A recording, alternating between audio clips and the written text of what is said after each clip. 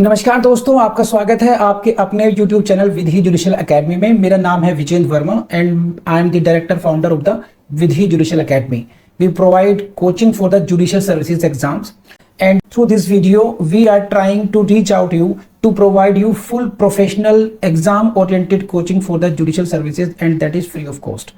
इन classes में जो videos हम आपको प्रोवाइड करेंगे, we are going to provide you the entire foundation course including all the books, including all the details whether it is required for the prelims or mains or for the guidance for the interview. Means in videos को आपने सिर्फ इतना करना है, sequence में देखना है, playlist को अच्छी तरीके से देखना है। सब्जेक्ट वाइज मिल जाएंगे आपको, CPC, constitution, contract, BNS, BNSS, इन सब की प्लेलिस्ट आपको सीक्वेंस में मिलेगी। इन प्लेलिस्ट को देख करके आपने you have to take the coaching from the scratch. First video से लेके लास्ट वीडियो तक आपने करना है। उन्हीं वीडियोस में आपको गाइड किया गया है कि किस तरीके से आप किसी को कोई सा particular provision, section, sub section उसको प्रीलिम्स के लिए पढ़ना है क्या, मेंस के लिए पढ़ना है क्या, और उसके किस तरीके से नोट्स करने चाहिए, कैसे आपको रिवीजन करना चाहिए। इन्हीं वीडियोस में डिटेल में गाइडेंस आपको मिलेगी। तो प्लीज आपसे ये रिक्वेस्ट है, आप ये ना समझें कि यूट्यूब में फ्री में दिया गया है तो फिर ऐसे ही होगा। ये वो प्रोफेशनल कोर्स है जिसके लिए हम लोग अच्छी खासी हाई फीस लेते आए हैं स्टूडेंट से, लेकिन एक टाइम आता है इंसान को समाज के लिए भी करना चाहिए, और उसी इंटेंशन के साथ में we are providing you the entire course free through the YouTube channel Vidhi judicial academy. तो प्लीज हर वीडियो की जो थंबनेल है उसको देख करके आपको आइडिया लग जाएगा कि इसका सब्जेक्ट क्या होने वाला है। कुछ टॉपिक्स ऐसे होते हैं जिनको एक लेक्चर में कवर नहीं किया सकता, तो उसमें लेक्चर नंबर 1, 2, 3 सीक्वेंस से मिलेगा। प्लीज उस तरीके से देख लीजिएगा, और नोट्स आपको अपडेटेड मिलेंगे, उसके लिए कहीं जाने की जरूरत नहीं है। नोट्स का जो लिंक मिलेगा आपको डिस्क्रिप्शन बॉक्स में मिल जाएगा आपको। And thank you very much, wish you all the best. Writ petition. If you want to file a writ petition against the government, okay, writ can be filed under Article 32 or in 226. So if you want to file a writ against the government, so whether you need to give a notice again? Answer is no. Again, this information is important for your prelims. Mains में आप ऐसे लिखेंगे, लेकिन prelims में भी ये information important है आपके लिए। क्यों? क्योंकि writ और suit में अंतर होता है। Writ is not a suit. A writ petition under Article 32 or 226 of the Constitution cannot be said to be a suit within the meaning of 80. समझे बात आप? It is not writ. Writ is not equivalent to suit. Suit is something different. Writ under Constitution is different. Therefore, provisions of Section 80 will not be applicable in case of writs. समझे आपने? समझे आप ये? You need not to give any notice of 2 months before filing any writ. ठीक है? Now suppose कीजिए if there is an urgency, there may be some situations when it is urgent कि 2 महीने का नोटिस अगर हमने दिया तो the very purpose will be frustrated. Suppose government is going to your क्या कहते हैं उसको, acquire your land. There are some demolition order by the MCD, and if you you want stay against that, there is some kind of emergency situations. So what can be done in that category, in that उसमें urgent cases में, if you can't wait for 2 months, period of 2 months is too long sometimes. So in that case, in urgent case, for that 80 clause 2, section 80 clause 2 deals with such situations, and it says the plaintiff may institute suit with the leave of the court even without serving notice to the government or public officer. In urgent cases, but you will have to take the permission of the court. You will have to satisfy the court कि this is the emergency and I have no time of 2 months to give notice to this. समझे नहीं समझे आप ये? तो in emergency situations, in urgency, even this period can be waived by the court. Plaintiff may file the suit, plaintiff may institute the suit with the leave of the court. Leave of the court का मतलब होता है permission of the court. Court की permission से, court की सहमति से you can file such suit even without serving notice to the government और public officer. I hope you understood this. लेकिन अब ऐसी स्थिति में क्या होगा? Again, however sub clause 2 however enacts that in such a case the court shall not grant relief whether interim or otherwise without giving to the government or public officer as the case may be reasonable opportunity of showing cause in respect of the relief prayed for in the suit। ये मैंने पढ़ दी line, ये line आपके notes में भी है, इसका meaning समझाता हूं मैं कि ठीक है, आपने सूट फाइल कर दिया without undergoing that formality of 2 months notice, but even in that case no relief can be granted to you. Suit is filed, okay, but no relief whether interim or permanent relief, no relief can be granted to you unless we hear the government as well. It means what? Ex party relief आपको कोई मिलेगा नहीं government से। Are you getting this point? Interim relief ही नहीं मिलेगा। Court government को कहेगी आप जल्दी से अपना पक्ष रखिए। What the government has to say in this regard, 2 months notice is okay, but we will have to give opportunity to the government और द पब्लिक ऑफिसर। ये बात समझ रहे हैं आप? एज ए जज आपको बहुत काम आएगी ये, कि आपके पास अगर कोई व्यक्ति आता है कि he wants to file a suit against the government and says कि अर्जेंट रिलीफ चाहिए, तब आप क्या करोगे? फिर वो ये भी कहेगा ये इंटरिम रिलीफ दे दीजिए, स्टे दे दीजिए, कम से कम मुझे ये टेम्पररी इंजंक्शन दे दीजिए मुझे। समझ रहे हैं बात? तो 82 क्या कहते हैं इस बारे में? That in such A case the court shall not grant relief, the court shall not grant relief whether interim or otherwise without giving to the government or public officer as the case may be reasonable opportunity of showing cause। A reasonable opportunity of showing cause,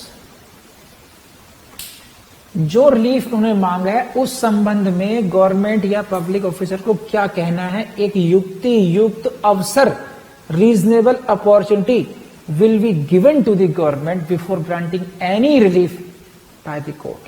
This is the mandate of section 80 clause 2. In this case I am not saying to you that you should learn the section word by word. आपको शब्दशः section 80 को रटने की आवश्यकता नहीं है, केवल उसकी मुख्य बातों को याद रखना जरूरी है। 80 क्लॉज 1 में क्या है, 80 क्लॉज 3 में क्या है, 80 क्लॉज 2 में क्या है, इस तरीके से शब्दशः रटने की जरूरत नहीं है यहां पर आपको। जैसे कि डिक्री की डेफिनेशन में रटने की जरूरत है, क्योंकि यहां पर every phrase is important, you can not ignore that, है कि नहीं? बढ़े आगे चलिए। अब तो ये फॉर्मेलिटी थी नोटिस की। Biggest part of this suit is regarding the notice. Notice की फॉर्मेलिटीज क्या होनी चाहिए, क्या कोई डिफेक्ट हो गया तब क्या होगा, मैंडेटरी है या नहीं है, ये सब हमने पढ़ लिया। सही है? हमने अभी तक क्या पढ़ा नोटिस के बारे में? This is a mandatory provision. पहली बार, if a suit has been filed without such notice this suit can be dismissed. This is not an empty formality, but no technical prescribed performa is there, and you can send a notice, but just it should have name, description and residence of the person who is sending, a statement regarding the cause of action and the relief claimed। ये सारी बातें होनी चाहिए। आपने सारी complaints कर डाली इसमें। ये गवर्नमेंट चाहे तो उसको वेव कर सकती है, क्योंकि ये it is only for the benefit of the government और द पब्लिक ऑफिसर। ये सारी बातें पढ़ ली हम लोगों ने। आपने घनश्याम दास का केस पढ़ लिया, बिहारी चौधरी का केस आ गया, गीता का केस आ गया। तो ये 4-5 केसेस हैं जो मैंने पढ़ाए, नोट्स में हैं, ये कर लेंगे। अब आगे बढ़ते हैं कि आपने नोटिस दे दिया, अब आपको सूट फाइल करना है। Now you need title. Title क्या होगा सूट का? तो for that purpose you will have to go to section 79 title of suit, and it is prescribed by section 79। in a suit by or against the government the authority to be named as plaintiff or defendant as the case may be shall be. कि what should be the name of the authority? The authority to be named as plaintiff or defendant क्या होगी?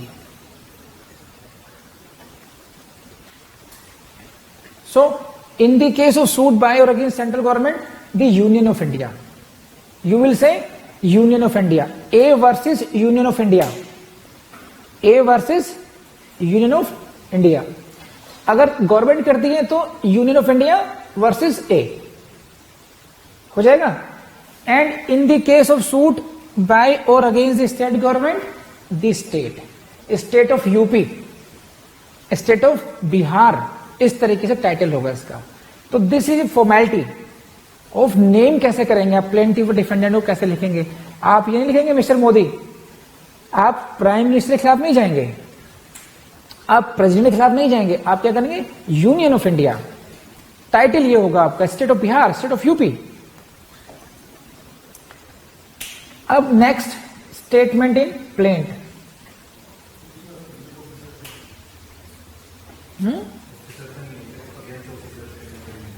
उसमें भी होगा तो उस officer का पद आएगा, उसमें डेजिग्नेशन आएगा. पढ़ेंगे. The plaint can be presented after the expiration of 2 months of notice, which must contain a statement and a statutory notice that a statutory notice under section 80 of CPC has been delivered or left as required by subsection 1 of the said section. Very important line समझ लीजिए कि जो plaint में there must be a statement in the plaint. ये सारे formality मैंने draft कर ली plaint with the designations. Now there must be what? There must be a statement in the plaint itself. Plaint में एक वाक्य होगा इस बारे में कि मैंने जो सेक्शन 80 के नोटिस की रिक्वायरमेंट है वो पूरी कर दी. Requirement of notice as prescribed by section 80 has been met. This should be written in the plaint itself. समझ रहे नहीं? सेक्शन 80 प्लेंट में लिखना ही होगा. दोबारा पढ़ लीजिए. Must contain a statement that a statutory notice under section 80 has been delivered. Notice दे दिया गया है. An omission to make such a statement is fatal, and in its absence the plaint will be rejected. Plaint will be rejected. इस पर dismiss नहीं लिखते हैं, plaint will be rejected. तो यहां से प्लेंट से क्वेश्चन आ जाएगा कि अगर प्लेंट में ये स्टेटमेंट नहीं लिखा हुआ, if the statement is missing in the plaint that the formality of notice of section 80 has been complied with, then what will be the consequence? The consequence is your plaint will be rejected, and this is what section 79. You see the order 27 rule 3 and 5A. These orders are referred. आपको mains के point of view से इन rules को रटने की जरूरत नहीं है. अगर आप कर लो तो बहुत अच्छी बात है. But otherwise, even if you remember the law, it may be sufficient. तो ऐसा कर लीजिए, आप पहले इसको रट लीजिए, जब आपको लगे आपका टाइम है तो फिल इन द ब्लैंक्स के रूप में बाद में उन ऑर्डर को रट लेना. Because it will be very difficult for you to remember the rules and sub rules. But this is law. Law is what? You must mention it. Otherwise, your plaint will be rejected. So this is again a good information for the plaintiff's point of view. प्लेंट्स में madam यहां से question आएंगे इसमें इस पे कि अगर plaint में वो स्टेटमेंट नहीं लिखा हुआ तब क्या होगा. सेक्शन 80 नोटिस दिया ही नहीं है आपने, तब क्या हो जाएगा? ये सूट विल बी डिसमिस्ड. यहां पर क्या है कि आपने समझी क्या बात है, यहां पर आपने 80 के नोटिस दे दिया तो समझ रहा है ना बात. ये 80 के नोटिस तुमने दे दिया, लेकिन तुमने वो बात प्लेंट में नहीं लिखी कि जनाब मैंने नोटिस दे दिया है. You forgot. What will the consequence? Your plaint will be rejected. समझे कि नहीं? नेक्स्ट ऑर्डर 27 रूल 1 में where a suit is filed against a public officer, okay, the government should be joined as a party to the suit. This is a mandatory provision कि अगर आप public officer के against जा रहे हैं तो government should be joined as a party. Where it is written, ये rule जरूर याद कर लीजिएगा. Order 27 rule 1.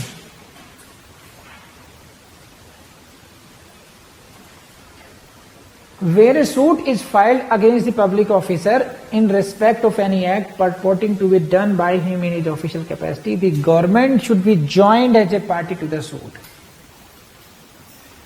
पढ़े आगे? Next. Procedure में order 27. In a suit by or against the government, the plaint or written statement shall be signed by any person appointed by the government who is acquainted with the facts of the case. कि अगर suit file करने government के behalf से कौन आएगा, sign करेगा? जो papers हैं, जहां इट में भी ए प्लेंट, इट में भी written statement, who will sign? तो गवर्नमेंट अपॉइंट करेगी उस व्यक्ति को, and who is acquainted with the facts of the case, उस फैक्ट्स को से परिचित व्यक्ति को अपॉइंट करा जाएगा और वही उन सारे पेपर्स पर गवर्नमेंट की तरफ से साइन करेगा. ये बात कहां लिखी है? रूल 2 में. Next, person authorise to act for the government shall be deemed to be recognise agent. उसको रिकॉग्नाइज एजेंट माना जाएगा ऐसे व्यक्ति को. This is rule 4. इसमें समझाने वाली बात नहीं है, इसलिए मैं आगे बढ़ रहा हूं. A government pleader can receive summons on behalf of the government. Rule 5 very important, ध्यान रखिएगा. This is important for a prelims as well. जो government pleader, it means what? Service of summons में थ्रू ऐसे भी कराई जा सकती है. He can receive, government pleader can receive the summons. Government pleader can receive summons on behalf of the government. Next, a counsel for the state need not file a vakalatnama. A counsel for the state need not file a vakalatnama. Vakalatnama file करने की जरूरत नहीं है अगर आप सरकारी वकील हैं तब. Reasonable time should be granted to the government for filing written statement. पढ़े आगे? कुछ समझाने वाली बात नहीं है इसमें. In all suits against the government और public officers it is the duty of the court to assist in arriving at a settlement. यहां पर एक कोर्ट की ड्यूटी बना दी गई है कि न्यायालय का कर्तव्य होगा कि कोई अगर समझौता हो जाता है केस में, सेटलमेंट होता है, तो ये ज्यादा अच्छा रहेगा ये. तो इसके लिए सेक्शन 89 भी आया है. सेक्शन 89 प्रिस्क्राइब द मोड्स कि आप आर्बिट्रेशन में चले जाइए, आप मीडिएशन में चले जाइए. सेक्शन 89 देखेंगे अगर आप, तो कोर्ट की ड्यूटी है कि कोर्ट इंसिस्ट करे कि भाई लड़िए मत, you try for out of court settlement, arbitration में, मीडिएशन में, कंसिलिएशन में. ठीक है.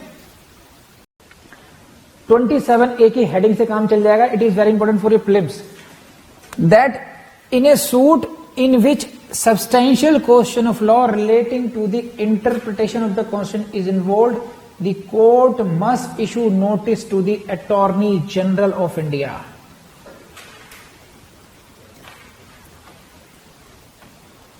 See, if the suit is such what in which substantial question of law relating to the interpretation of the constitution, संविधान की व्याख्या से संबंधित यदि कोई विधिक प्रश्न है उसमें, यदि न्यायालय को यह लगता है कि उस वाद में संविधान की व्याख्या के संबंध में कोई प्रश्न है, समझ गए आप? नहीं, अब ये सब सारभान प्रश्न, विधि का सारभान प्रश्न किस संबंध में? Relating to the interpretation of the constitution, संविधान के निर्वाचन के संबंध में. Then court must issue a notice to the Attorney General of India if question of law concerns the central government. तो यहां से प्रीलिम्स से क्वेश्चन आएगा कि नोटिस किसको जाएगा? अटॉर्नी जनरल ऑफ इंडिया को जाएगा. किस केस में जाएगा? When it is concern with the central government.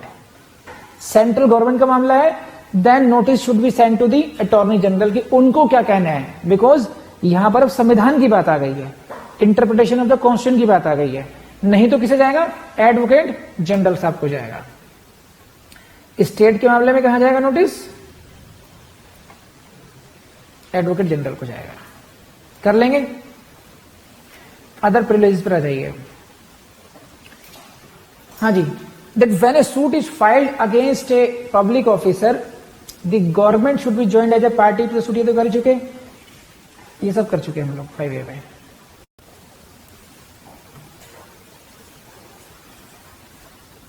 Rule 7 provides for extension of time to enable a public officer to make a reference to the government when he is a defendant. कि अगर defendant है, if the public officer is defendant, है ना, तो he can seek an WS file करने की time limitation है ना. तो अगर पब्लिक ऑफिसर डिफेंडेंट है, you are filing a suit against a public officer, then he may seek assistance from the government itself. Because that suit is not in his personal capacity. So what is saying कि extension of time to enable एक public officer को time extend कर दिया जाएगा so that कि वो reference भेज सके गवर्नमेंट को कि मेरे ऑफिशियल कैपेसिटी में मेरे विरुद्ध ये केस हो रहा है, इसमें कोई ना कोई सरकारी वकील नियुक्त किया जाए, मुझे ये डिटेल्स दी जाए, only I can defend this suit. समझे कि नहीं समझे आप ये? तो it is important for your prelims. Rule कौन सा है ये वाला? 8A. आगे बढ़ी 8A. Now 8A. No security shall be required from the government और public officer in any case. No security is required. तो गवर्नमेंट प्लीडर से को वकालतनामा भरने की जरूरत नहीं है. वो सम्मान भी रिसीव कर सकते हैं. जो ऑथराइज जो गवर्नमेंट व्यक्ति जिस किसी को नियुक्त करेगी, है ना, who knows the fact, who is acquainted with the facts of the case, वो साइन करेगा. ये सारी बातें आ गई. अब आइए आगे बस. अब section 81 is with regard to the exemption from arrest and personal appearance. Section 81 की हेडिंग याद कर लीजिए. It is very important for your prelims as well. In a suit instituted against a public officer, अगर एक suit कौन सा हो, public officer के विरुद्ध किया गया हो, तब the defendant shall not be liable to arrest nor his property to attachment otherwise than in execution of the decree. You can not arrest the public officer. This is exemption. Exemption from arrest. सही है. Exemption from attachment of his personal property से है ये. तो ना तो public officer की arrest की जाएगी ऐसे केसेस में, ना ही पब्लिक ऑफिसर की प्रॉपर्टी को अटैच किया जाएगा. लेकिन कब किया जा सकता है? In the execution of decree. तो वो शब्द क्या है? Otherwise than in execution of decree. मैं इसको थोड़ा सा बड़ा करके दिखाता हूं ताकि आप जरा फोकस कर पाए. Defendant shall not be liable to arrest nor his property to attachment. लेकिन ये लाइन जो लास्ट वाली लाइन है, देखिए आप ये सेक्शन 81 के बेरेट में ढूंढ लीजिए लाइन ये, otherwise than in execution of a decree. It means what? Even a public officer who is defendant in the case, he can be arrested और his property can be attached in execution proceedings. ये जो exemption from arrest है, exemption from attachment of the property है, वो केवल non execution proceedings के लिए है. ये ट्रायल के लिए है केवल, ये एग्जीक्यूशन प्रोसीडिंग्स के लिए नहीं है. अगर ये बात समझ गए तो रेज हैंड. नहीं समझे आप? एग्जीक्यूशन प्रोसीडिंग समझते हैं आप? कोई डिक्री पास हो गई, मान लीजिए पब्लिक ऑफिसर के विरुद्ध ही कोई बात लेकर आया गया, उससे कहा गया, उस पर ये केस ये किया गया कि उसकी पब्लिक ऑफिसर की नेग्लिजेंस की वजह से, पब्लिक ऑफिसर की नेग्लिजेंस की वजह से मेरे हाथ में चोट आ गई. समझ रहे हैं बात? देखो कैसे ऐसे समझते. वाइकरस लायबिलिटी का कॉन्सेप्ट समझा होगा आपने, है ना. तो if you are the government servant, तो government is liable for your act वाइकरसली.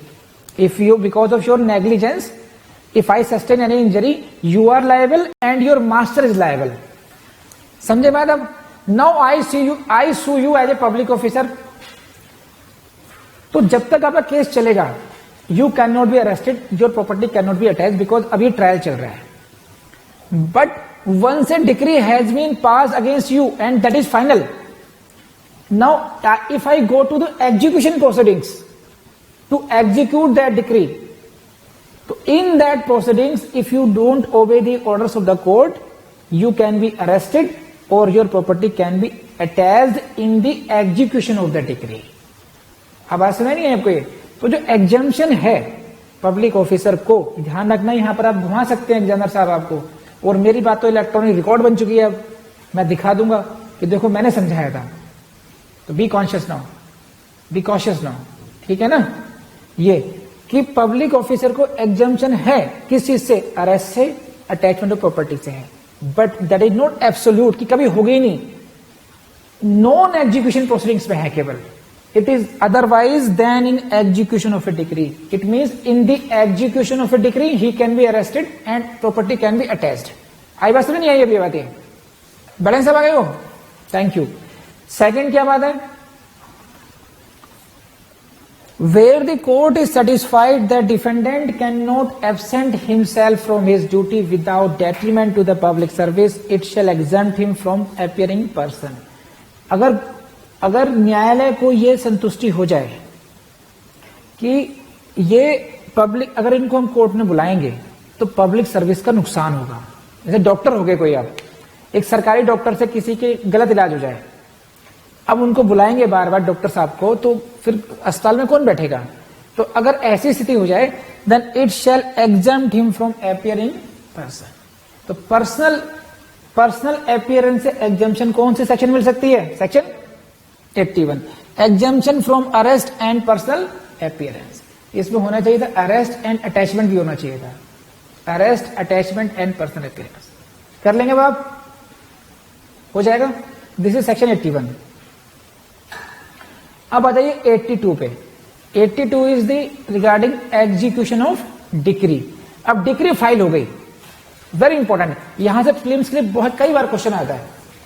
Section 82 enacts what, no execution shall be issued on any decree passed against the government और public officer unless it remains unsatisfied for 3 months from the date of decree. जिस दिन decree की date है, अगर 3 महीने तक वो satisfied नहीं की गई डिक्री का पालन नहीं किया गया, सपोज ये डिक्री में ये कोर्ट पास है decree that government should pay ₹3 lakh to the plaintiff, government should pay 3 lakh to the plaintiff, this is the decree. Now 3 महीने तक अगर गवर्नमेंट ने नहीं दिया पैसा, वो the plaintiff will have to wait for 3 months, plaintiff will have to wait for 3 months। समझे नहीं समझे आप, ये उससे पहले आप एग्जीक्यूशन प्रोसीडिंग शुरू नहीं कर सकते। No execution shall be issued on any decree passed against the government और public officer unless it remains unsatisfied for 3 months। तो यही क्वेश्चन आता है, कितने महीने तक की ड्यूरेशन पे क्वेश्चन आता है, 1 month, 2 month, 3 months प्रीलिम्स में आपसे ऑप्शन में। तो प्लीज फॉरगेट दिस 3 months, ये याद रखेंगे, don't forget this 3 months। Notice कितने महीने का, 2 months का। डिक्री के लिए एग्जीक्यूशन में कितना टाइम है, 3 months। So this is all about the topic suit by और अगेंस्ट गवर्नमेंट और public officers, section 79 to 82 and order 27 आप लोगों ने पढ़ा है। इसमें जहां जहां जो डिटेल्स थी प्रीलिम्स की वो मैंने दे दी है आपको। अब आपकी ड्यूटी ये है, आपको भी और जो ऑनलाइन स्टूडेंट्स हैं उनकी भी, कि वो इन नोट्स को पढ़ने ढंग से, कहीं कोई पॉइंट ऐसा मिलेगा नहीं जो मैंने नहीं समझाया, और फिर उसको आप बार बार लिखिए। This question is very important for your prelims और मेंस का याद कर लेंगे। तो जब याद कर लेंगे सारी बातों को, तो उन सभी पॉइंट्स में ऑटोमेटिकली आपके प्रीलिम्स से क्वेश्चन भी हो जाएंगे उसमें, ठीक है। Thank you for this. So let's start with the topic of the today, and the topic is what suits by or against minors and persons of unsound mind. This is the topic for us. Now what is this topic? What is its importance? उसको समझने की कोशिश करते हैं। पहले है क्या, देखिए, suppose there is a minor and he has taken a loan from some banker or some साहूकार, and now he is not returning that loan. What that साहूकार will do? वो साहूकार क्या करेगा, जिससे किसी माइनर ने लोन ले लिया, ठीक है, ऐसी स्थिति हो सकती है। That is he will have to file a recovery suit against that minor. This is called what? Suit against the minor. One point. Now supposedly there is a minor and his property is being illegally taken over by someone else and now he has to file a suit for this. This will be a suit by the minor. तो suit by the minor and suit against the minor, ये दो situation हो गई. Same situations can be there when there are persons of unsound mind. ठीक है, persons of unsound mind, ये ऐसा हो सकता है. तो now whether we have to adopt the same procedure as in case of the adult person or there is a different procedure for that, we have to deal with that. So if first question is what, whether there is any special procedure for the suits by or against the minors and the persons of unsound mind. Now see, I will say only the suits by or against the minors, and it is implied that persons of unsound mind is also included in that term. Same rules will apply in both cases. Same rules will apply in both cases. तो आप लोग ये ध्यान रखेंगे इस बात में कि जब कभी मैं माइनर की बात करूंगा तो उसी में अपने आप में persons of unsound mind implied होगा. तो दो सिचुएशन हो गई, there can be suit by the minor और there can be suit against the minor. Minor खुद भी एक सूट दायर कर सकता है और हो सकता है किसी किन्हीं परिस्थितियों में ये भी हो सकता है कि उसके विरुद्ध कोई सूट लाना हो. तो सूट्स बाय और against the minor, this is the topic of today, and that for that purpose we will have to go to this is what order 32. Please see the slide now. आप देखिए अब now इसकी importance समझ लीजिए. This is order 32.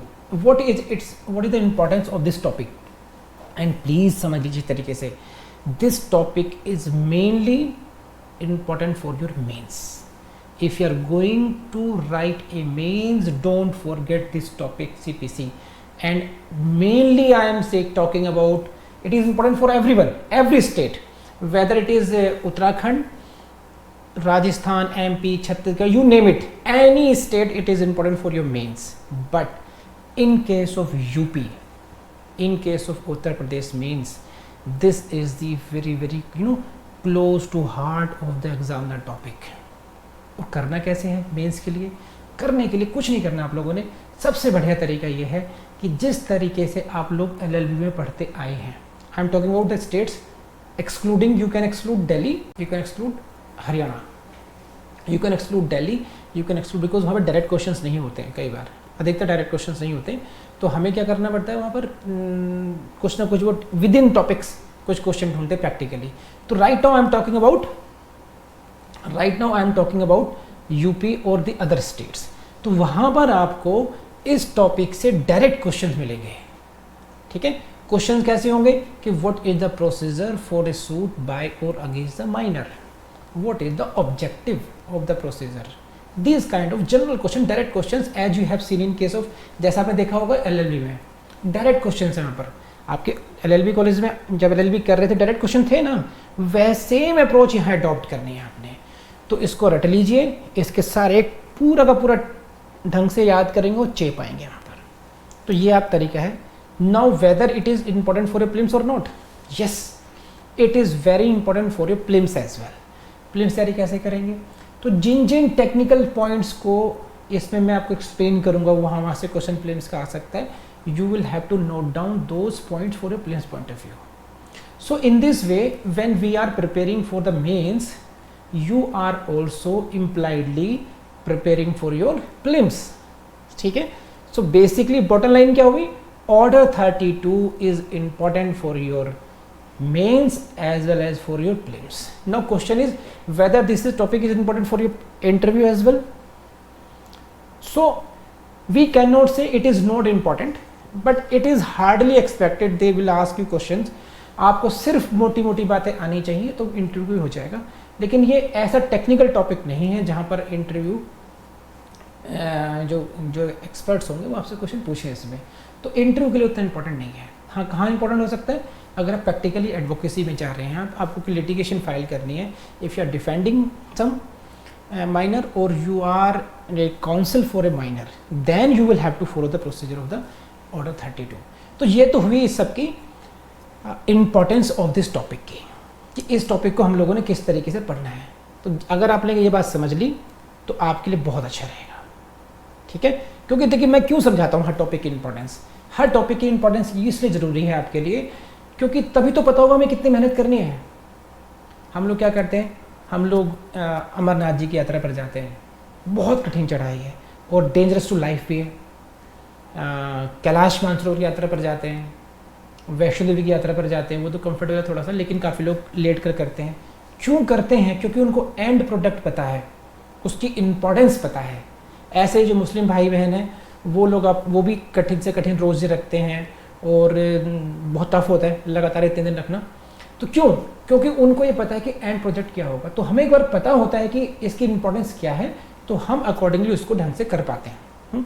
इसी तरीके से अगर आपको टॉपिक पता होगा 32 और बाद में 33 भी हम लोग पढ़ेंगे, तो ये these topics are very important for your mains.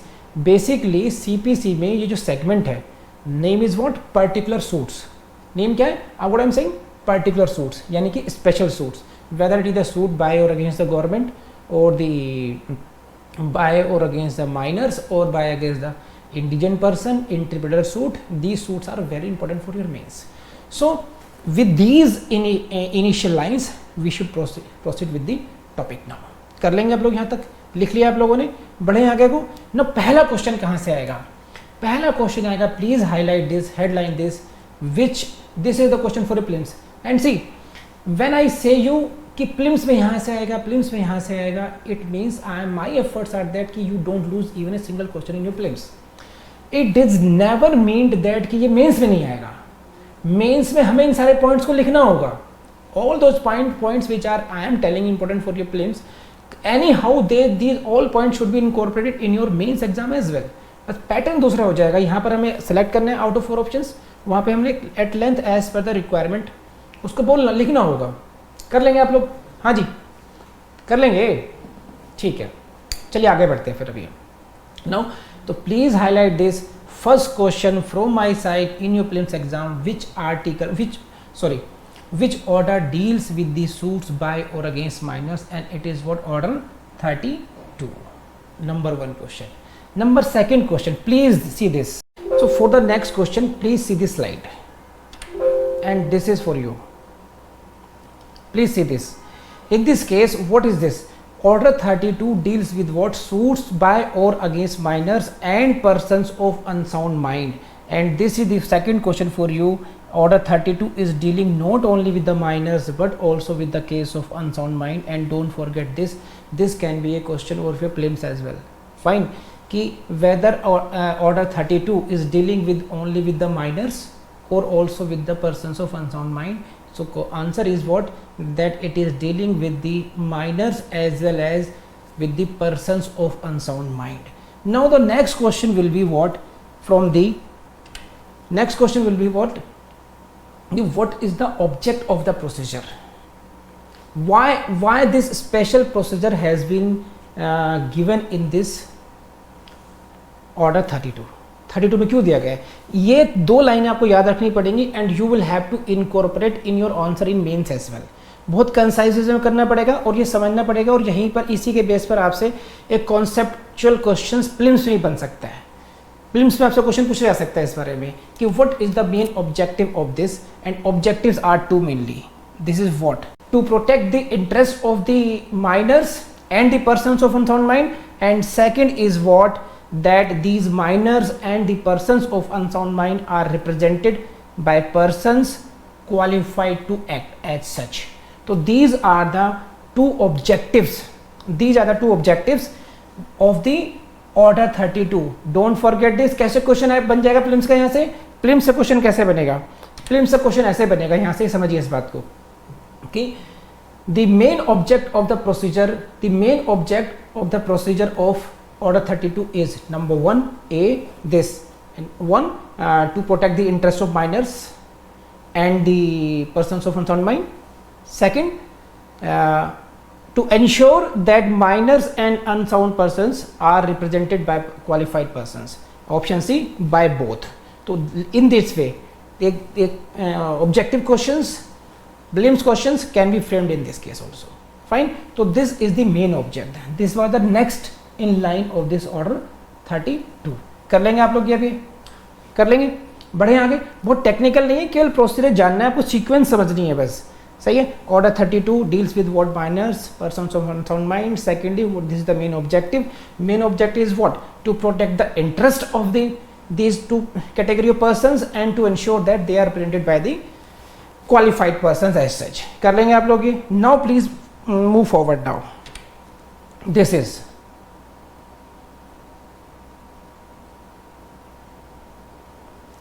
again there can be question that why a special procedure has been given to this. Why? See, there can be what? A question कि why a special procedure was needed for this. Why this? And this is what, because this is the policy of the law, that law regards such persons as of immature intelligence. What? Immature intelligence and discretions, and therefore special protective procedure is required, and which is given under order 32. तो this is again second line आएगी. Mains की बता रहा हूँ आपको, ये sequence आपको देना ही पड़ेगा इस तरीके से. कर लेंगे आप लोग ये. You see this law regards with what? such persons as of immature intelligence and therefore special protective procedure is required. This is what? Please see this. Law regards such persons as of immature intelligence and discretions, and therefore we need a special procedure, a special protective procedure under Article 32, and therefore this is what? This is next in line in the consequence will be what? As a general principle, the law treat all acts of an infant which are for his benefit on the same footing as of adult. Again, please see this. This is very important. Try to understand this. As a general principle, the law treat all acts of infant in minor which are for his benefit on the same footing as those of an adult. आप इसको समझिए इस बात को, क्या कह रहा हूं मैं ये. Minor is doing something which is beneficial to him, the law will place the same on the same footing as of an adult. Fine. But if he is doing something which is prejudicial to his interest, law will interfere in that. Law will not allow the minor or the infant to do something which is against his interest. This is the general principle of law. So don't forget this. Again, यहाँ इन्हीं concepts पे again you can see the question of your prelims. What is the policy? What is the difference? If a minor is doing something, whether all the acts are prohibited? No. If the minor is doing something which is beneficial to him, law will permit. As if he is adult, but if he is doing something what? Which is prejudicial to his own interest, then law will not permit him to do anything for that purpose. कर लेंगे आप ये. अब please ये देखिए आगे करिए. देखिए this, you see this, you can understand this from this. देख रहे हैं आप लोग जनरल प्रिंसिपल ऑफ लॉ क्या है? Acts of an infant you can divide it into two categories, beneficial as well as prejudicial. These are the acts of an infant. Beneficial, second you can categorize prejudicial. Acts of an infant can be categorized into two categories, beneficial, prejudicial. इसमें क्या हुआ? Beneficial acts are permitted as an adult and prejudicial acts are not permitted. अब मेरे ख्याल से आप समझ गए होंगे आप लोग, कोई कंफ्यूजन बचा नहीं यहाँ पर अब, ठीक है ना? This is what acts of infant कितने कैटेगरी में आ गए? दो कैटेगरी में कर दिया. बेनिफिशियल मीन्स उसके लिए, उसके जो भले के लिए है. Prejudicial means which are against his interest. These acts are not permitted. Prejudicial acts are not permitted while what? Beneficial acts are permitted. कर लेंगे आप लोग ये. देखिए बहुत एक प्रोसीजरल चैप्टर है, एक सिंप्लीफाइड प्रोसीजर है, कोई बहुत कॉन्सेप्ट नहीं है जिससे मुझे कोई बहुत ज़्यादा जान डालनी हो. केवल आप लोग को समझना है और मेरी ड्यूटी ये बनती है, मैं कहाँ से क्वेश्चन बनते हैं आपके वो आपको दिखाता रहा हूँ. इसमें क्वेश्चन कहाँ से प्रीलिम्स के बनते हैं. एंड सी, अगर in this case if it happens कि if the procedure is not followed, तो what will happen? If a decree is passed against a minor, okay, without following the procedure, what will be the consequence? The consequence will be what? Decree will be nullity. Decree will be nullity. You see this, if a decree is passed against a minor, this is what now? It is against a minor, prejudicial हो गया उसके लिए, है ना? Then what will be the consequence?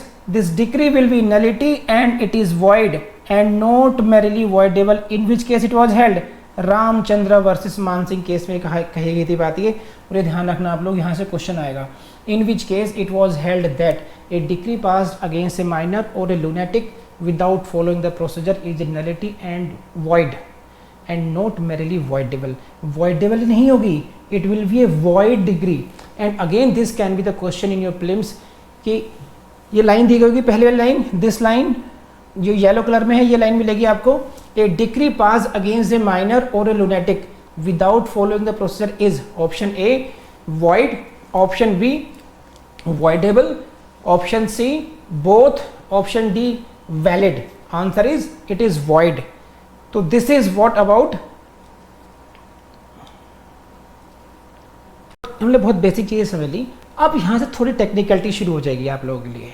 C what is this now, we are this is what order 32 is for minors and for the purpose of persons of unsound mind. Then what should be the criteria of identifying who is the minor and who are the persons of unsound mind? And for that purpose you will have to go to rule 1 as well as rule 15 of the order 32.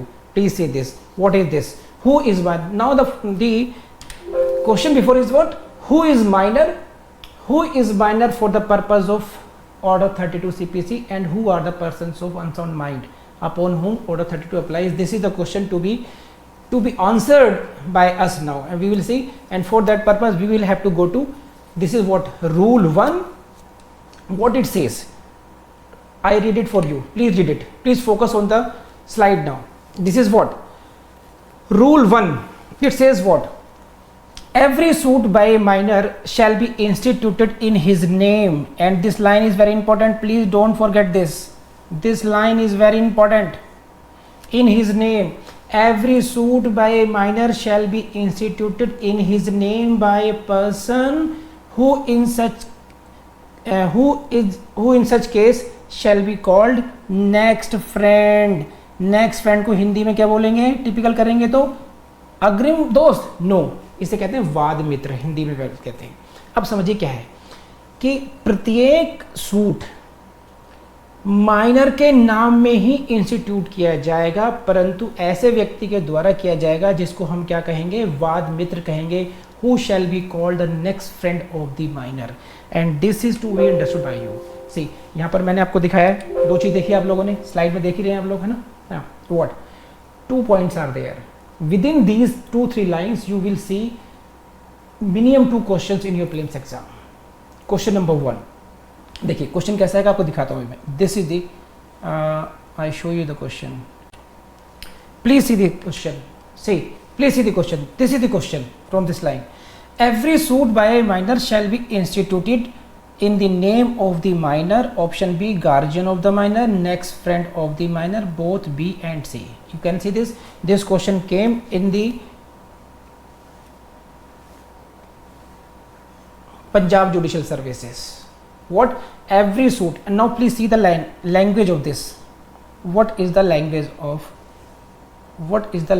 of this rule 1? Every suit by a minor shall be instituted in his name, and from here you can see the question, every suit by a minor shall be instituted in the name of the minor. So देखा आप लोगों ने कि rule 1 की पहली line से question आपको मिल गया है यहाँ पर, ये every suit by a minor shall be this, don't forget this, and please see the language again. Every suit by a minor shall be instituted in his name by a person who shall be called next friend. अब ध्यान रखना, this is what is, it is named, it is required, क्या किया गया यहाँ पर, इसको ये क्या है, next friend कह रहे हैं इसको हम लोग, इसे हम गार्जियन नहीं कह रहे हैं, because this is the case of when the suit is filed by whom, suit is filed by whom, suit is filed by the minor himself. So when the minor is the plaintiff, he will have to appoint a next friend for him as per the rule 1. This is the first special procedure with regard to the minors. Got it or not? Now please see this explanation 1. Now you will have to identify who is the minor as per this explanation to the rule 1. Who is the minor? In this order I read it for you. ठीक है, आप please focus कीजिए, slide देखिए आप लोग जरा, क्या है देखिए। In this order, minor means what? A person who has not attained his majority within the meaning of section 3 of Indian Majority Act, and this line is very important for you, 1875. And please see this, what I am saying to you, what is important in this case. The minority will be decided, minority will be decided not on the basis of CPC but on the basis of the Indian Majority Act. आप समझ रहे हैं बात को? अब क्या पढ़ रहे हैं? CPC. कौन सा ऑर्डर कर रहे हैं हम लोग? 32 कर रहे हैं. लेकिन when you will have to decide whether a person is minor or not, you will have to go to what? Section 3 of the Indian Majority Act 1875. It is 1875. Got it or not? So again you will see the question from here, and this is the question for you. You see this question. This is under Order 32 Rule 1 CPC. A minor means a person who has not attained his majority within the meaning of Indian Majority Act. This is answer. Juvenile Justice Act दे दिया गया आपको, CPC दे दिया गया आपको, Hindu Minority and Guardianship Act दे दिया गया आपको, and you can be confused. Don't forget this when you are going to decide about the majority, whether he is a person, whether he is minor or not, then you will have to go for this. What? This is Indian Majority Act. कर लेंगे आप लोग. Now this is what section 3 of the Indian Majority Act. Now section 3 क्या कहता है? What are the provisions of this? Again you will have to go for that. And देखिए mains में आपको सब लिखना ही पड़ेगा. First of all आप लिख रहे हैं कि this is special procedure. Why it is a special procedure? Because it is for the purpose of objective of protecting the interest of what? Minors as well as of persons of unsound mind. Okay. Why they are protecting? Because the law treats them as of immature intelligence and discretion, therefore special procedure is required. Fine. Therefore we need someone who is well qualified to protect their interest. Therefore the procedure of Order 32. कर लेंगे आप ये. Order 32 हो गया. Next is what? Then we are coming to what is the procedure. Then our rule 1 says what? It is to be sued by a minor. Sued by a minor is to be filed by through next friend, but in his name. And who is the minor? For that purpose we have come to the section 3 of the Indian Majority Act. तो यहाँ तक कर लेंगे आप लोग, भूल तो नहीं रहे ना? ठीक है. Please keep on revising like this as well. Now see this. What does section 3 of the Indian Majority Act says? You please see the slide. I read it for you. Please focus on this slide now. Section 3 of the Indian Majority Act 1875 says what? If he has not attained the age of 18 years, this is the first criteria. समझ रहे हैं आप ये? Section 3 says what? If he has not attained the age of 18 years, it means when he attains the age of 18 years, he becomes the major. Now, and in case of a minor of whose person or property a guardian or next friend has been appointed by a court, or whose property is under the superintendence of the court of wards, the age of majority is 21 years. This is what. So you will see there are two criteria now. समझ रहे आप? You will see there are two criteria. Indian Majority Act Section 3. They have given you two criteria, two categories. Number one, first category क्या है? Please see the slide. This is first. First, when he has not attained the age of 18 years. यहाँ simplified है ये, कि यहाँ simplified करते हैं कि number one क्या है, कि यहाँ पर कब होगा? 18 years complete होंगे, you will be considered as minor. But second category कौन सी है? Second category में you will have to see if this is the case, if the case falls in these second category. कौन सी category इसमें? Number one, this is for whose person, don't, please देखिए words पे ध्यान देखना, for whose person and the property, these two things, for whose person or property a guardian or next friend has been appointed by a court. नहीं समझे आप ये? देखिए मैं समझाता हूँ. कोई फिल्म आई थी चालबाज, उसमें श्रीदेवी माइनर थी, उसके चाचा जी चाची जी को उसका गार्जियन अपॉइंट किया गया था, उसके पर्सन का और प्रॉपर्टी का. इन दैट केस अगर ऐसी बात है तो ऐसे केस में जो एज ऑफ मेजोरिटी है वो 18 ईयर्स नहीं होगी, वो होगी 21 ईयर्स एज. आप समझ रहे हैं? आपके माता पिता हैं, there is no one has been appointed as guardian और नेक्स्ट फ्रेंड फॉर यू, तो you will be considered as major as the age of 18 years, है ना? you will be considered major at the age of 18 years because there is simple case. लेकिन in special cases when the guardian or next friend has been appointed, when the guardian or next friend has been appointed for the person or the property of the minor, then he will be considered major only when his age becomes 21 years is. तो 18 years 21 years ये दो criteria हो गए. When you will be considered major at the age of 18 years and when you will be considered as major at the age of 21 years. Second category कौन सी है उसमें? और whose property is under the superintendence of court of wards. Court of wards की superintendence में अगर आपकी property है, in that case also you will be considered to have attained the majority at the age of 21 years. तो ये आपको criteria रखेंगे. And again ये टेक्निकलिटीज मैंने आपको समझाई है यहाँ से. ये अगेन आपको यहाँ से क्वेश्चंस प्रीलिम्स में मिलेंगे ही मिलेंगे. When you will be considered as the major.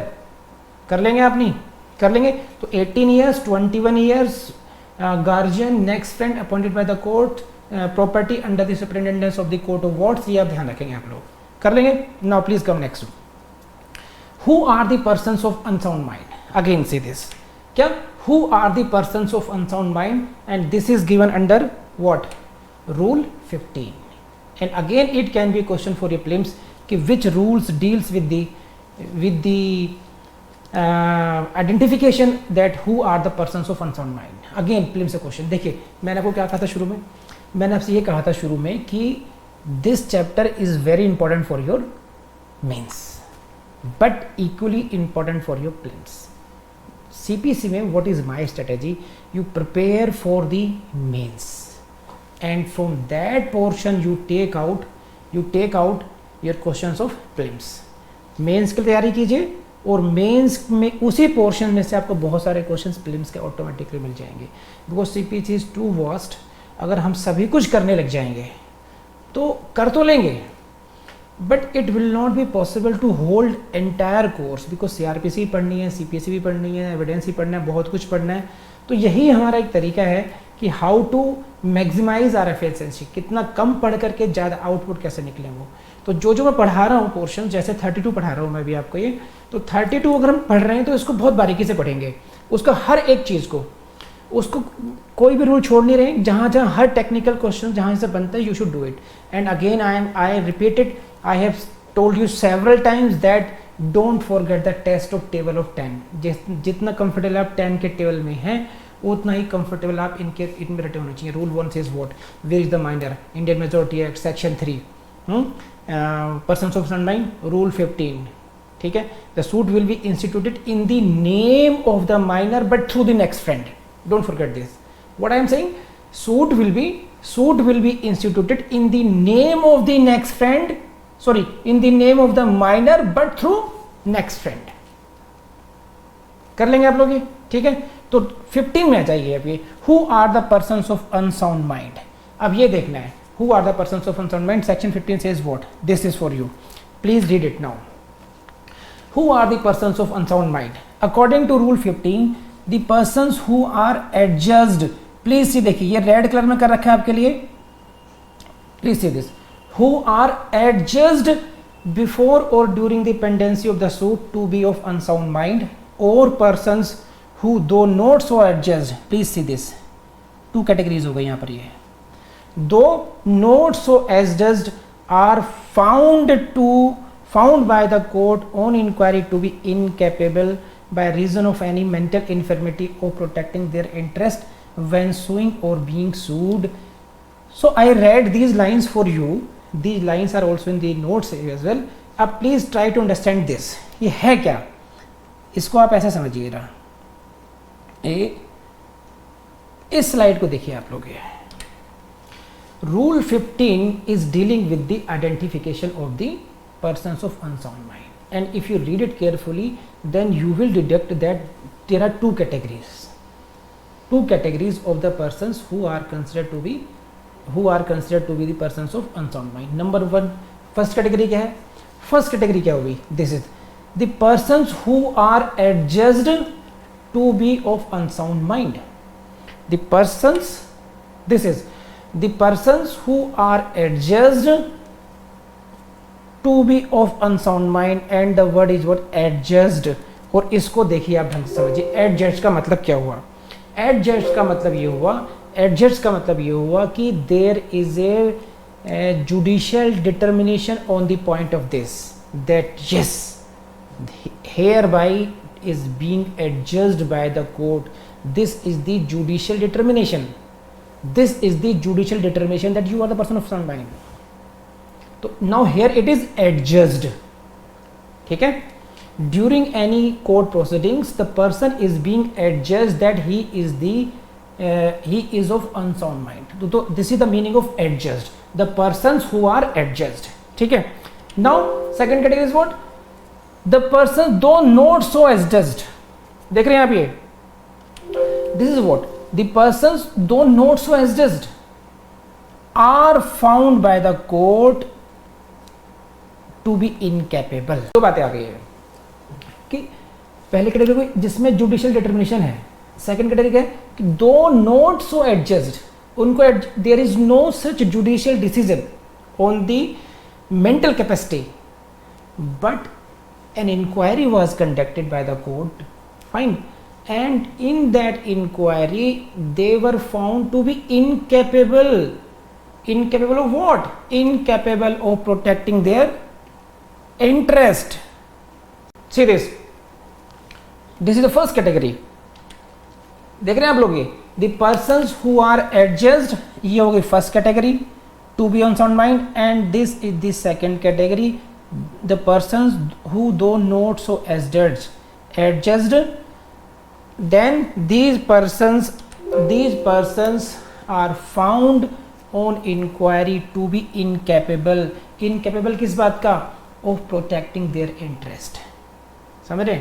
They are found to be incapable of protecting their own interest. Why they are incapable? Because of the reasons of mental incapacity. They are incapable. Reason is what? Reason of there is mental infirmity. So these are the two persons, these are the two category of persons who are considered to be the persons of unsound mind. हमने ये भी पढ़ा कि this is what case law आया था हमने, ये decree passed against a minor और a lunatic. This is a decree passed by a minor और a lunatic without following the procedure is a nullity and is void and not merely voidable. Ramchandra versus मान सिंह, आपको ध्यान रहेगा सारा मेरे ख्याल से ये. And this is again we have read this, just जल्दी थोड़ा कर रिकैप करते हैं आपके लिए हल्का सा, यहाँ तक पढ़ लें हम लोग. We read this who is minor and who are the persons of unsound mind. Then we went to the rule 1. Rule 1 is what? Minor to sue by next friend. Every suit of a minor shall be instituted in his name. In his name, यहाँ से question बताया मैंने आपको prelims का. Shall be instituted in his name by a person who is called next friend. ठीक है? Then we identified this. Explanation 1, rule 1, and again यहाँ से क्वेश्चन आएगा प्रिलिम्स का आपके उसमें. Explanation 1, explanation to rule 1, that who is the minor?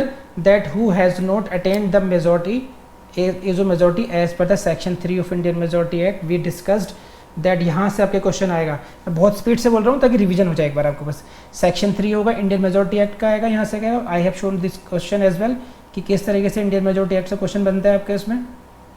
ठीक है? Then we read there are two category of persons. Number 1 जहाँ पर एज ऑफ मेजोरिटी 18 ईयर्स मानी जाएगी, and in some cases the age of majority shall be 21 years. Got it और not?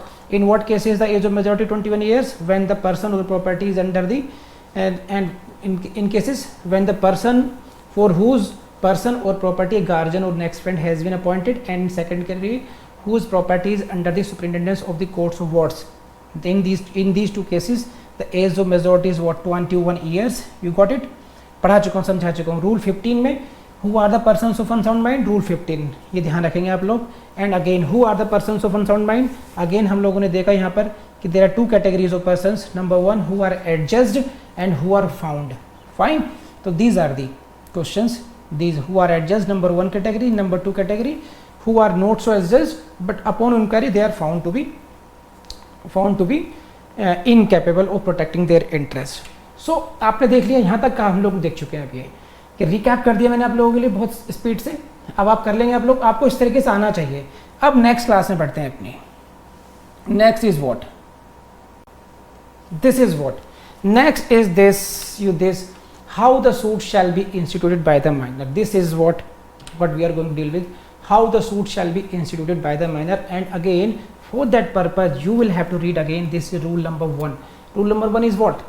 Every suit by a minor shall be instituted in his name. This is the question, again we have discussed it, by a person who in such case shall be called the next friend of the minor.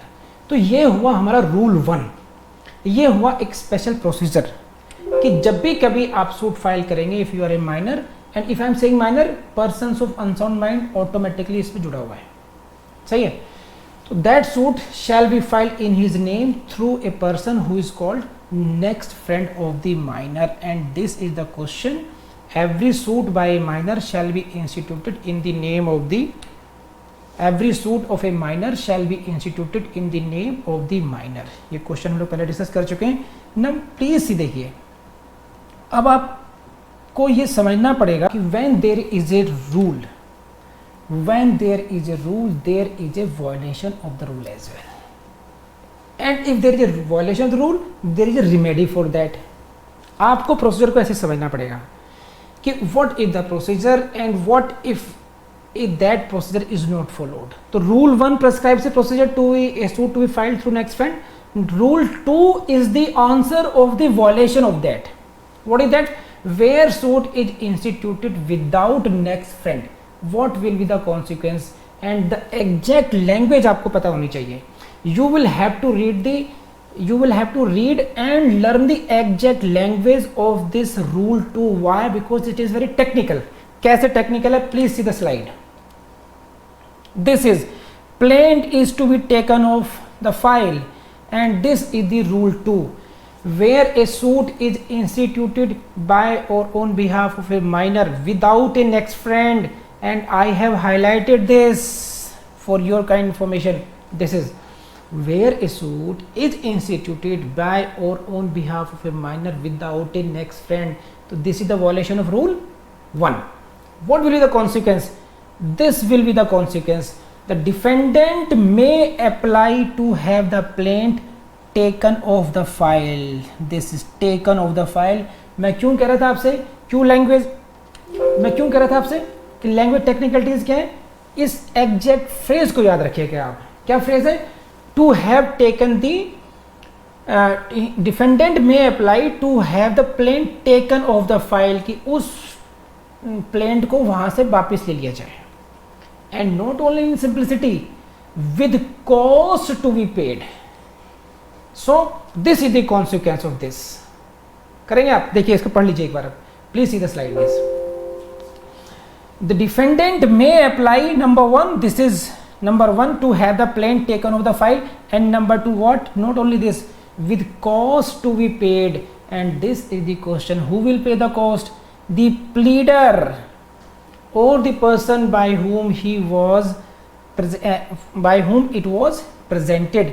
and now please see this is what, देखिए क्या है, where a suit, again आप please side को देखिए, where a suit is instituted by or on behalf of a minor without a next friend। so this is the rule 1 violated। fine, then defendant may apply to have the plaint taken off the file, and now again with the cost to be paid by the pleader or other person by whom it was presented। so this was the case। so this is the, again you see the file, this is, you see the slide, this was the rule 1, every suit by a minor shall be instituted in his name by a person who in such case shall be called the next friend of this। this was the requirement of rule 1, and if this requirement is not met then comes it, rule 2 comes into play। तो देखा आप लोगों ने कि rule 1 ने procedure proscribe किया, rule 2 ने उसकी रिमेडी दी। विदाउट नेक्स्ट फ्रेंड करेंगे तो क्या होगा? Then defendant has right to apply to take off that plaint out of the file, and not only that, he can ask for that I should be awarded what? cost as well। तो rule 1 rule 2 कर लेंगे आप लोग। Now please देखिए,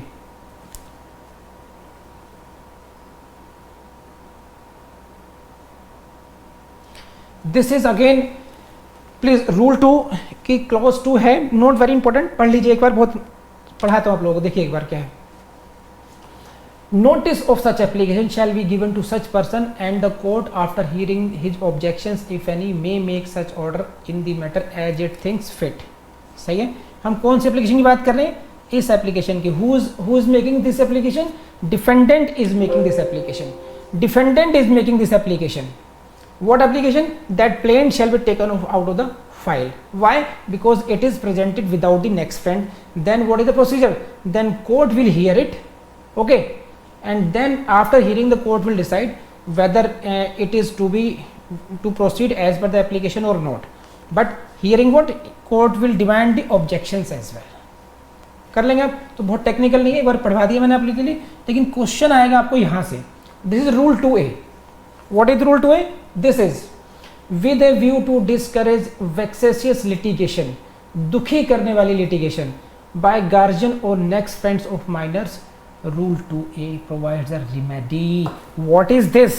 ठीक, it may be the situation that आप तो बच्चे हैं, नन्हे मुन्ने हैं, छोटे हैं, पागल हैं, अनसाउंड माइंड के हैं, आपको तो नहीं पता आपके चाचू क्या कर रहे हैं, आपके मामू क्या कर रहे हैं, आपके पिताजी क्या कर रहे हैं. He may be filing some kind of discourage. This is vexatious litigation कर रहे हो, दुखी करने वाले, सामने वाले को परेशान करने के लिए. तो ऐसी स्थिति में क्या होना चाहिए इसमें? उसके लिए you will have to go to rule 2A. Rule 2A क्या कहता है? Please see this rule 2A and I read it for you. This is rule 2A.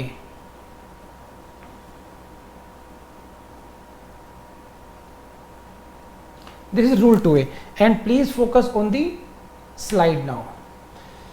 Where a suit has been instituted on behalf of the minor by his next friend, the court may at any stage of the suit, very crucial line, at any stage, either of its own motion or on the application of any defendant and for the reasons to be recorded.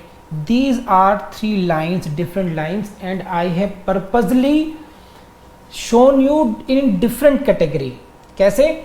Either of its own motion, अभी समझाऊंगा दोबारा, ध्यान रखना इस बात को, or on the application of any defendant and for the reasons to be recorded, order the next friend to give security for the payment of all costs incurred or likely to be incurred by the defendant.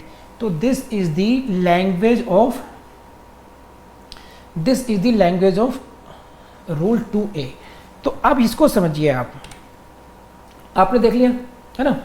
This is the language. See, I have read for you, है ना. This is rule 2A, rule 2A of order 2A. Now please try to understand this from this slide. इसको ऐसा समझिए आप लोग, ये इससे समझिए. This is the slide for this. इसको आप देख लीजिए ढंग से, फिर मैं आपको समझाता हूँ कि करना क्या है इसमें. ये देखिए इसमें, to discourage vexatious litigation. To discourage, what is the purpose? We want to discourage the vexatious litigation. By whom?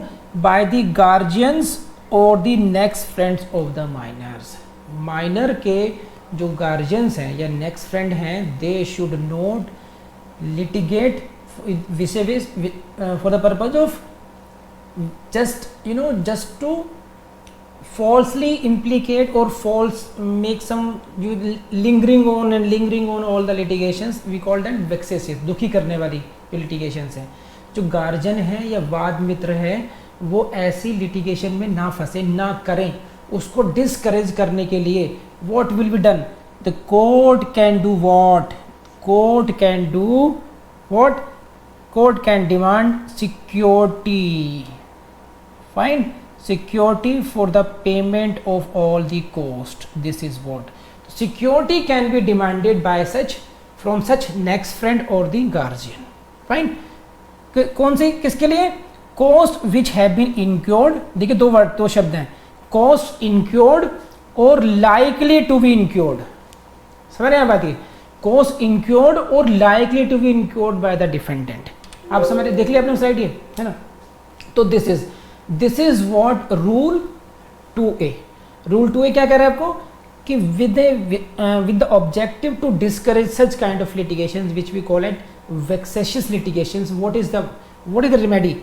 Court can demand the security from the such next friend और दी गार्जियन। सिक्योरिटी ले लेंगे। Security कहाँ कौन सी लेंगे, किस बात की security लेंगे? सिक्योरिटी इस बात की लेंगे भैया मेरे कि आप जो है सिक्योरिटी बात कर लेंगे कि महाराज नेक्स्ट फ्रेंड और guardian please pay the cost. कौन सी कॉस्ट? प्लेंटिफ वे कहेगा excuse me what this defendant, this gentleman is just defending the suit because it is has been brought by you, and in case it is found to be unworthy, then who will bear the cost? So at least the defendant, which the cost which he is likely to incur, ऐसी cost जो कि defendant is likely to incur or what he has already incurred, two categories, you will have to deposit the security for that. So don't forget these are the terms.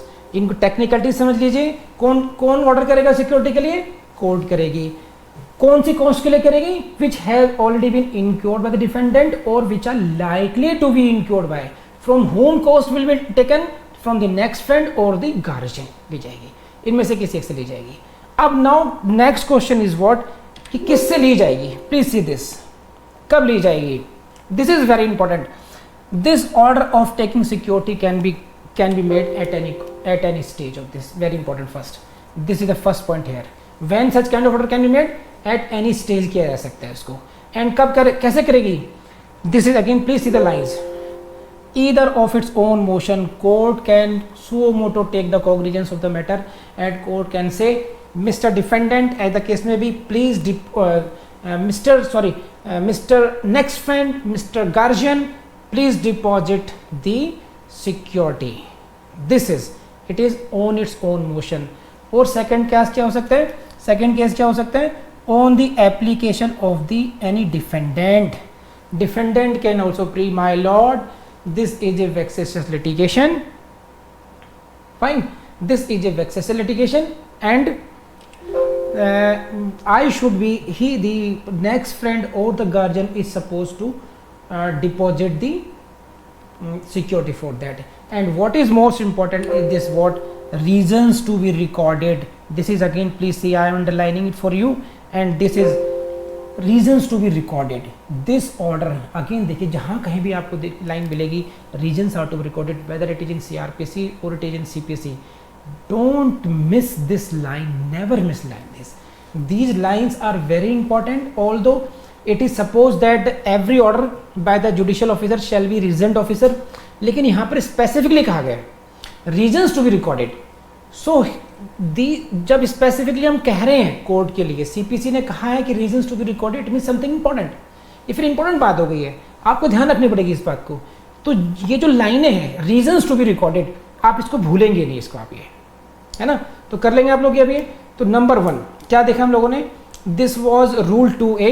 Number 1, it is the objective of 2A is what?